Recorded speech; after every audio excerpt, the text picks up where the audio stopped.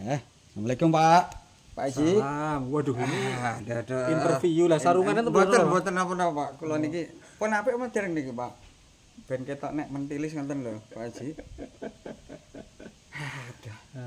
Oke semua sahabat Infotrans, saat ini saya berada di pondoknya Pak Haji Tarto, pinggir sungai. Nah ini beliau ini asal usul dari Jawa Timur. Nah saya belum tahu persis ini mau tak korek-korek sedikit.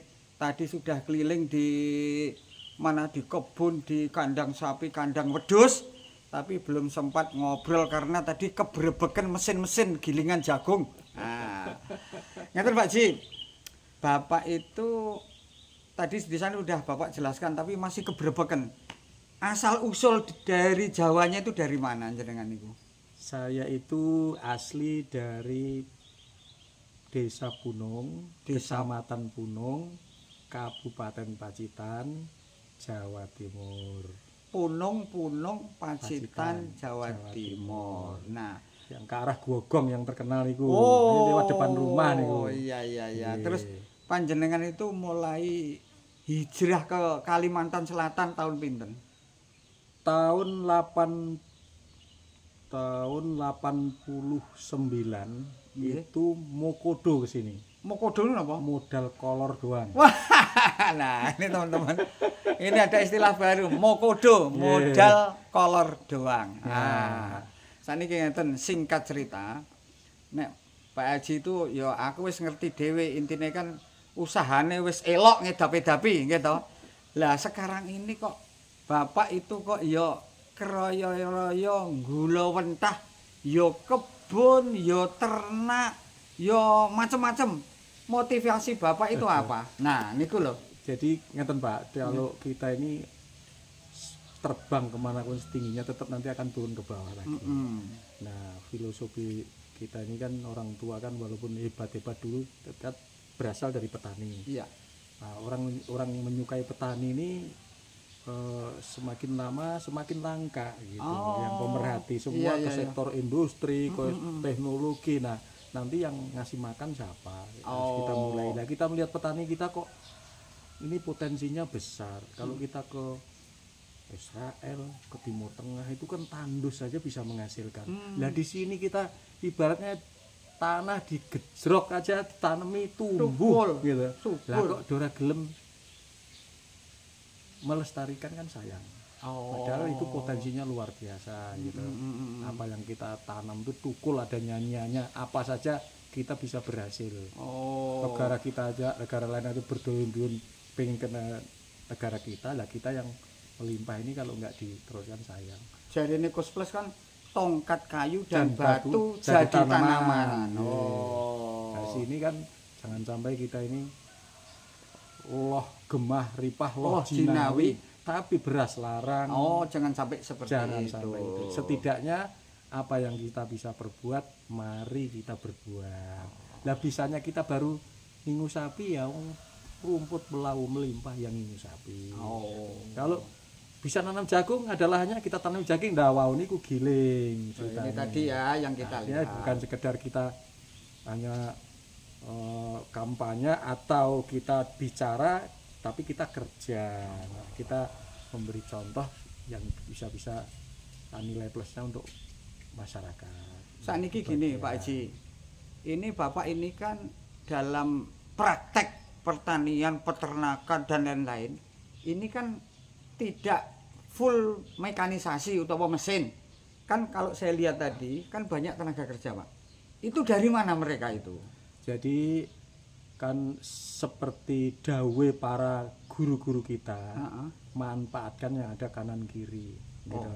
Kalau kanan kiri kita tenaga melimpah, mereka daripada nganggur nggak ada penghasilan, kita manfaatkan sesuai dengan kebiasaan mereka. Nah bisanya tanam jagung, mau pendidikannya ya nggak tinggi ya pas mau menghasilkan gitu. Nanti tanam padi, panen jagung. Kalau semua mekanisasi, lah nanti mereka nggak kebagian gitu. Jadi ini kan sambil sama-sama jalan.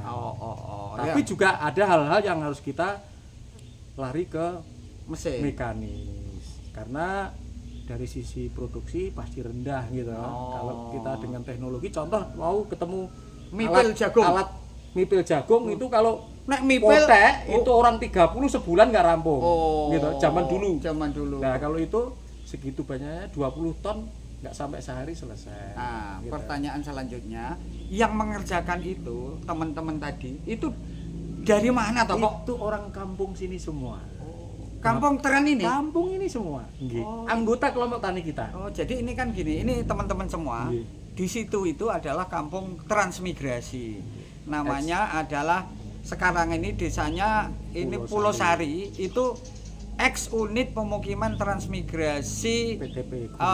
Iya, PTP namanya Plasma ya, Pak. Plasma. Jadi ex UPT Transplasma di Pulau Sari, Kecamatan Tambang Ulang, Kabupaten Tanah Laut, Kalimantan Selatan. Jadi Bapak ini intinya ini memberdayakan mereka ya, yang orang-orang sama-sama sama-sama mencari nilai lebih yang ada di sekitaran kita, gitu. Memberdayakan, tapi juga mengedukasi bagaimana menanam menghasilkan, termasuk tadi kerauan dari dinas pertanian itu yang selalu kita mintakan petunjuknya Pak Amin tadi. Pak Amin.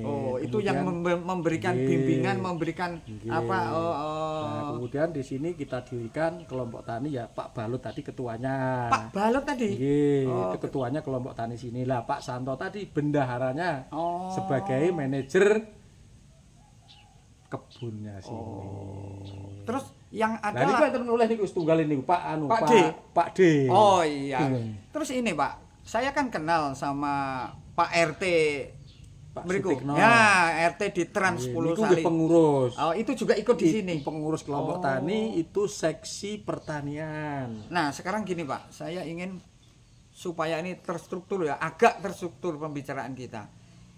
Yang Bapak tanam itu apa saja dan siapa yang ngurusi? Nah, kalau yang ada kaitannya dengan tanaman pangan, Pak, yang kita kerjakan, yang juga supaya masyarakat juga ikut, karena kita dibimbing oleh pertanian itu jagung. Jagung itu siapa hasilnya bagus. Penanggung jawabnya siapa? Di situ sudah ada di struktur tadi sudah ada bagian-bagiannya.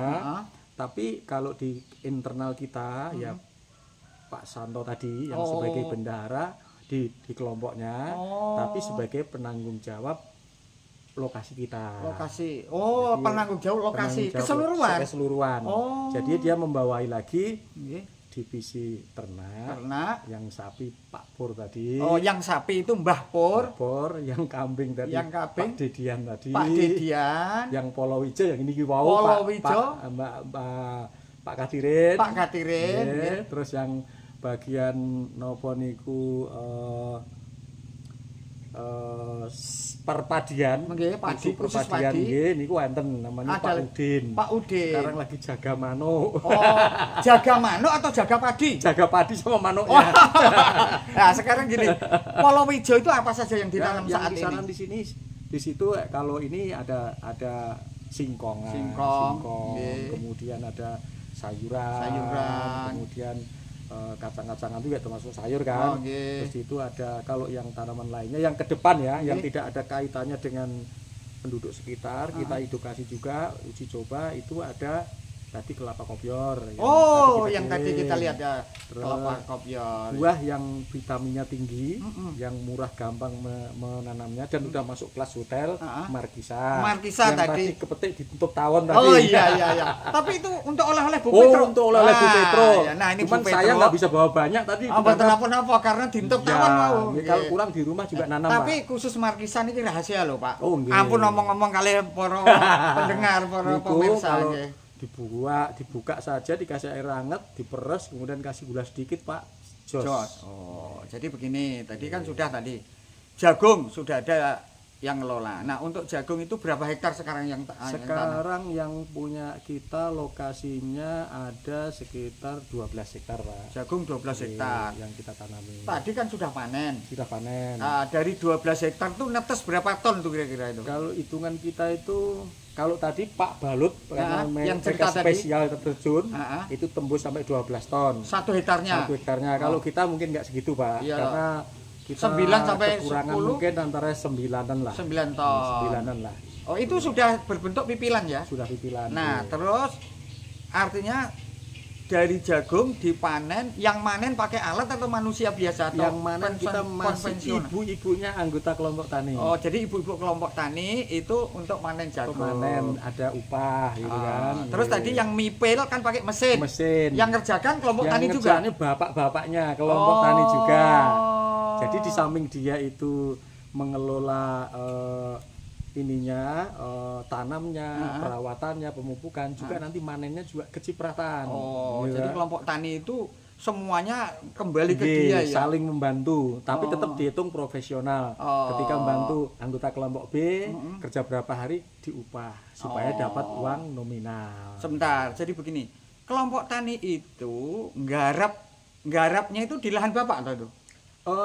Kalau yang mereka punya lahan masing-masing. Oh, mereka punya lahan ya, sendiri hanya juga. Kita menyewa tenaganya untuk manen punya kita. Oh, iya. Jadi kita bayar. Berarti gitu. Double gardan gitu. Mereka double gardan. Lahannya sendiri tadi kan ada yang cerita panen. Iya. Kalau ini ketua kelompok lahannya banyak, Pak, udah pengusaha. Jadi mereka ya punya tim. Timnya ya kelompok tani kita juga, tapi dibayar. Luar biasa panjenengan itu. Wah, jadi itu juga kita sering dibantu alat oleh pertanian. Seperti nanti tadi kan cerita Pak Amin akan ada bantu nanti open. Ya, tapi itu kan atas nama kelompok itu ya. Kelompok. Kalau untuk bantuan tuh untuk kelompok. Terus gini Bapak, jagung tadi saat ini itu harga per kilonya berapa? Saat ini harga infonya Pak ya, info yang jagung kayak tadi itu, nah, itu yang itu termasuk bagus, itu sekitar 48-49 per kilo. Oh. Tinggal ngitung saja berapa ton kali harga. Kalkulator tik. Jaraknya dekat ke pabrik. Ya. Orangnya ngambil sendiri. Jadi petaninya jagoan kan. Untuk jagung itu berarti ke pabrik ya langsung. Timbang nggih. Ada pengepulnya yang kita tinggal transfer. Kemajuan. Kalau dulu kan ngipil ngetong-ngetong ke pasar mungkin dinyang murah gitu. Sekarang enggak ya. Sekarang telepon berapa kilo timbang cash. Jadi intinya saya ada bayangan untuk komoditas jagung ini ada dua tadi ya. Ada yang atas nama kelompok, ada yang mereka sendiri-sendiri. Ya, jadi ini Pak, moda tanam cara aplikasi pupuk, kemudian bibit itu dibantu oleh pertanian. Tapi mereka ke atas nama kelompok, nanti dari kelompok disalurkan ke masing-masing. Mereka nanam masing-masing. Nah, ketika panen yang merasa seperti panennya tidak bisa ditangani sendiri, ya kita libatkan mereka dengan mendapatkan imbalan. Jadi di samping ngerjakan lahan sendiri, mereka juga mendapat upah panen. Kalau semua pakai mekanisasi, rezeki mereka kan gitu. Kita kembalikan kepada masyarakat, sehingga semua terlibat, semua merasakan dan semua maju. Oke, wah, dari sisi elok sekali. Padi juga sama padi begitu. Intinya seperti itu. Kalau untuk padi saat ini Bapak berapa hektar yang tanam? Padi yang kita tanam itu sekarang pakai IR 32, bibit dibantu oleh Pak Amin tadi. Ada sekitar 10 hektar Pak. 10 hektar. sampai 11 hektar yang ini sudah panen belum tuh? Sudah mulai panen. Sudah menguning semua ya? Sudah. Jenisnya apa tadi? Impari 32. Impari. Oke. Jagung, padi, saya lihat tadi ada apa? Kandang tadi. Pepaya, singkong, dadak bengek itu apa? Pokoknya apa ya, kayak panjenengan itu tumpang sari. Tumpang sari. Nah, terus ya ada itu tadi di sapi. Bambu. Bambu. Bambu macam bambu apa saja yang Bapak tanam yang kita punya ada bambu petung, bambu ampel, bambu apus, bambu wulung, bambu betawi, bambu rampal, kemudian bambu Jawa. Nah, itulah bambu-bambu yang ditanam Pak Haji Tarto. Nah, kalau mau tahu jenisnya ya ke sini. Nah, begitu. Untuk edukasi bagi yang sekolah. Kalau anak sekolah kan nggak mau nanam jagung kan? Betul. Dia pelajari tanaman-tanaman yang tidak ada, kita adakan di sini. Terus untuk sapi Pak tadi. Sapi itu Bapak berapa ekor tadi semuanya tadi? Ya itu sudah kita kurangi, masih ada 33 Pak. 33 ekor. Kalau saya lihat tadi kan jenisnya macam-macam tadi ya. Satu itu apa itu tadi? Limosin, Simental, Brahman, kemudian Brangus, kemudian sapi Simental nih, Simental. Oh, Simental, Brahman, Limosin, Brangus. Oh. PO. Oh, terus kambingnya tadi apa? Kambingnya itu Bur, Jawa Randu, Jawa Kacang, PE, sama domba merino. 5 jenis. Nah, ini teman-teman semua pokoknya komplit. Jadi untuk edukasi saja. Bagi teman-teman yang mau melihat-lihat jenis-jenis sapi, jenis-jenis kambing, nah kesinilah sudah cukup lengkap. Terus gini Pak Ji, untuk uji coba panjenengan yang kelapa kopior tadi loh, itu gimana itu? Jadi kelapa kopior itu pernah Pak, kita dulu ingat bulan puasa, saya itu ada urusan pekerjaan ke arah Pantura.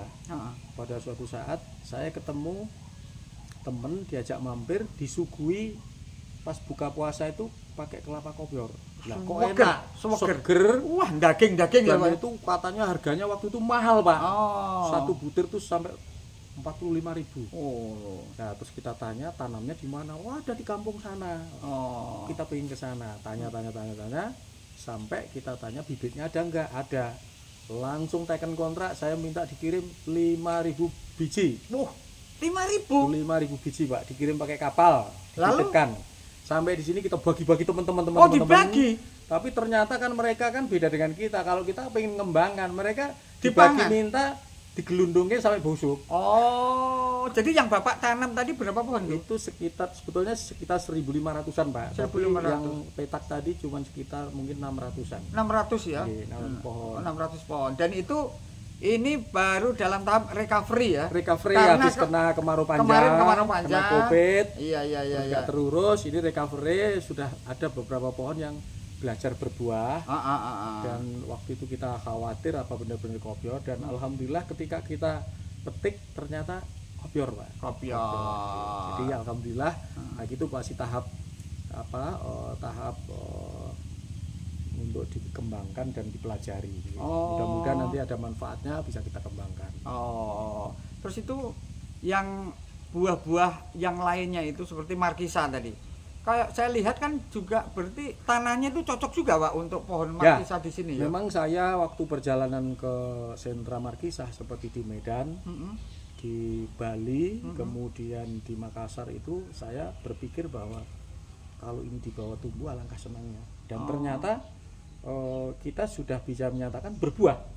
Yang tadi kan? Nah, tapi itu baru main-mainan, itu belum dikebunkan kan. Kalau kita berniat mengebunkan berarti ada potensi. Iya. Itu terutama yang Bapak mau dintup tawon tadi. Nah, buahnya berandul gitu. Padahal itu cuman ya untuk main-main aja itu. Jadi belum serius lah. Belum serius. Kalau kita serius pasti ada hasilnya, dan ternyata bisa di sini. Tidak terus, di musim dingin. Kalau saya lihat ini sekeliling ini Pak, ini memang asik banget ya. Ini ada telaganya seperti ini, air melimpah ruah. Kontur tubuhnya ini ya bagus banget seperti ini dan lain sebagainya, tanaman sudah cukup bervariasi gitu. Lah ini kedepannya ini apa ini, bagaimana ini untuk ngelola kebun panjenengan? Apa ya sing ngene iki tok ae, apa engko ada rencana ke depan ini? Memang kita setelah terbentuk kelompok, pelan-pelan kita juga mempelajari potensi apa yang secara spesifik bisa kita perkembangkan di sini Pak. Nah, kalau kita ingat cerita wayang itu kan ada ya Durmogati apa Dursosono, Herminokoto. Nah, niki di sini. Herminokoto itu sudah di sini. Cuman kita paham enggak?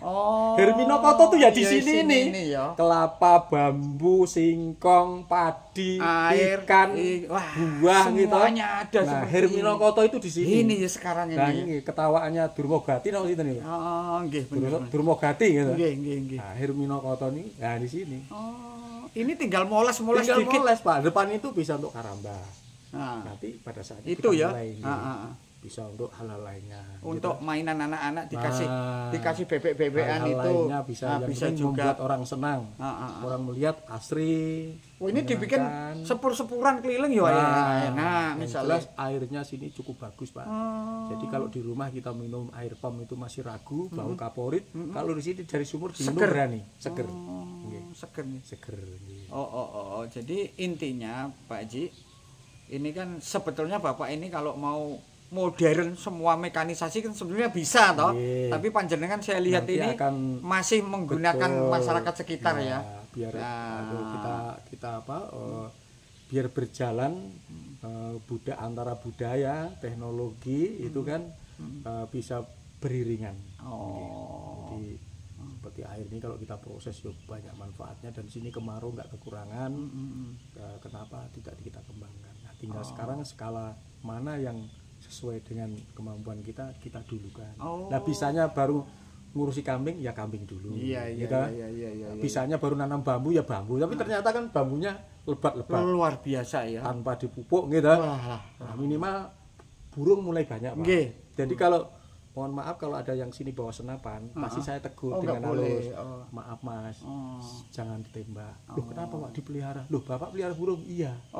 Nah itu sampai nembak itu digoreng seberapa ikannya, cuma kecil. Tapi kalau dia kan bunyinya merdu. Nanti sore ini rame Pak burung. Nah mengenai burung Popong ingat. Tadi Bapak kan cerita padinya luas tadi. Nah hamanya itu kan macam-macam ya, mungkin ada tikus, ada wereng, ada terek bengek. Itu yang paling menjengkelkan sementara apa Pak ini? Saat ini burung Pak. Burung ya? Burung. Jenisnya burung apa itu? Orang bilang burung emprit itu. Terus cara ngatasi burung itu gimana Bapak ini? Lah kalau orang bisa stres, kalau kita jadi lawaan Pak. Gimana ya, kok bisa ketahuan? Kita sementara yang kita gitu ya mereka perlu makan. Satu, yang penting tolong disisai, jangan dihabisin. Tapi kalau dengkel lah kita mainan geprek-geprekan, kita uprak-uprak gitu. Pakai alat apa itu? Teriak-teriak gembar-gembor gitu sambil membawa tetean itu. Artinya ditunggu ya? Ya ditungguin. Tapi kita malah lucu. Sore kamu serak-serak iya. Ya kamu burung itu pinter burung atau pinter kamu? Enggak, Pak Haji apa enggak menciptakan suatu alat gimana supaya bisa ngusir burung itu loh Pak? Enggak ada. Gitu belajar ke petani-petani yang dulu, yang bikin orang-orangan, bikin keprean. Iya. Tapi tadi kita ngobrol dengan teman-teman yang ada kaitannya teknologi. Kalau itu pasti tetap menggunakan manusia kan nggak efektif Pak. Iya. Kesel kita itu. Kesel dan hasilnya nggak maksimum. Lalu coba kita lagi komunikasi, katanya IPB itu sudah menemukan alat yang pakai ultrasonik itu. Sehingga itu cukup ditaruh, tikus sama burung bisa lari. Nah, menggunakan getaran berarti ya? Suara seperti getaran lah. Ya. Tapi yang bisa nangkep frekuensinya itu ya dia ya. Artinya kalau manusia orang mempan ya, manusia tidak berpengaruh. Itu kan tapi kalau kucing atau tikus dan burung itu lari. Dia akan tidak betah dengan mendengar suara itu. Artinya tidak mati tapi mengerisi. Cuman mengusir saja. Tidak pergi. Membunuh kalau pakai. Kemarin disarankan pakai pestisida, saya tidak. Nanti karena mati. Itu juga umat juga. Perlu makan. Dia perlu hidup. Yang penting kita kendalikan populasinya. Kita usir gitu. Jadi sama-sama berdampingan gitu ya. Iya. Terus saat ini Pak yang Bapak amati, warga teman-teman semua di warga Keren yang ikut ke sini itu bagaimana mereka itu apa ya betah-betah saja apa enek sing piye itu loh Pak dalam hubungan dengan jenengan gitu loh. Ya alhamdulillah gini Pak, dari hikmah daripada ditutupnya pabrik gula itu yang dulu karena konon kabarnya rugi atau bagaimana bermasalah, itu masyarakat plasma ini menjadi dipintarkan oleh situasi. Sehingga mereka yang lebih punya kans aslinya beternak sapi, dia kembali ke habitatnya ternak sapi.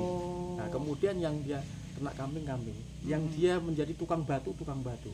Dan kalau jenengan nanti lewat itu rumahnya bagus-bagus. Wah sudah lumayan, mobilnya dibilangin orang Trans tidak pantas. Iya. Punya mobilnya truk macam-macam TV-nya gede-gede gitu. Jadi handphonenya ya anaknya tiga-tiganya pegang handphone. Artinya tidak seperti bayangan kita orang Trans itu yang miskin, yang terbatas. Di sini internet pun sudah masuk ya. Gitu. Di sini ada sawit, ada karet. Ada jagung, karet, jagung ya. Kemudian dulu bahkan sempat kelompok tani kita sudah bikin pasar Pak di dekat sini. Gitu. Pasar hewan. Khusus. Jadi kalau pasar hewan yang ada di Kalsel itu cuma satu. Pelihari cuma pasar Senen. Iya. Kita tidak menyaingi, tapi menjadi penyangganya. Kita ngambil hari Kamis. Di mana itu? Di atas ini Pak. Dekat Pak Tekno tuh. Iya. Kan ada itu ya. Iya, cuman karena kemarin Covid, akhirnya diputuskan untuk ditutup. Oh, jadi itu khusus kambing? Sapi dan kambing. Oh, sapi kambing. Sudah berjalan, Pak. Tapi kemis ya? Kemis, cuman sekarang kita kan kemarin kena Covid itu akhirnya total. Karena banyak hal yang pertimbangannya dan juga kita sudah pertimbangannya banyak lah. Iya. Jadi itu arahannya dari dinas, akhirnya kita dulu aja. Kita standbykan dulu. Karena waktu itu animo kita bisnis pun ketemu nggak bisa apa segala, akhirnya kita tutup. Sampai sekarang belum bangkit lagi karena ada pergantian dinas, jadi kita mesti komunikasi. Jadi sudah kita arahnya ke sana. Wah, oke Pak Ji, jadi terima kasih infonya. Nanti saya mau sering-sering dolan ke sini. Mau melihat ini tadi kan baru gerambiangan ini. Nanti secara detail saya mau melihat proses-proses penanaman pembibitan. Lah, untuk pembibitan jangan ada nggak bikin bibit apa kayak saat ini kalau kita bikin bibit tuh baru untuk keperluan sendiri. Seperti bibitkan, anggaplah di sini kan yang ramai nangka itu kan dikirim ke Jawa kan. Nah, kita bibit sendiri. Tapi ditanam sendiri. Kalau padi ya keperluan kita sendiri. Iya. Oke. Jagung kita ya nanam langsung. Kalau pembibitan kita belum arah sana, Pak. Baru untuk keperluan sendiri. Oke teman-teman semua, nah inilah bincang-bincang sama Pak Haji Tarto. Ini sebetulnya beliau ini ya cuma hobi saja untuk mengembangkan perkebunan ya, karena ya terus terang beliau usahanya sudah ngedapi-dapi usaha kapal dan lain-lain pokoknya nih beliau ini. Nah matur nuwun Pak Haji, mudah-mudahan apa yang menjadi cita-cita panjenengan itu terkabul, terutama kan ini kan kaitannya kan tidak semata-mata profit toh yang di sini ini. Nah ini kan untuk sosial ya kepada masyarakat sekitar. Ya mudah-mudahan bermanfaat bagi semua orang, terutama di lingkungan Trans Pulau Sari mriki. Nggih. Matur nuwun Pak Ji. Amin, matur nuwun Pak. Ceklik.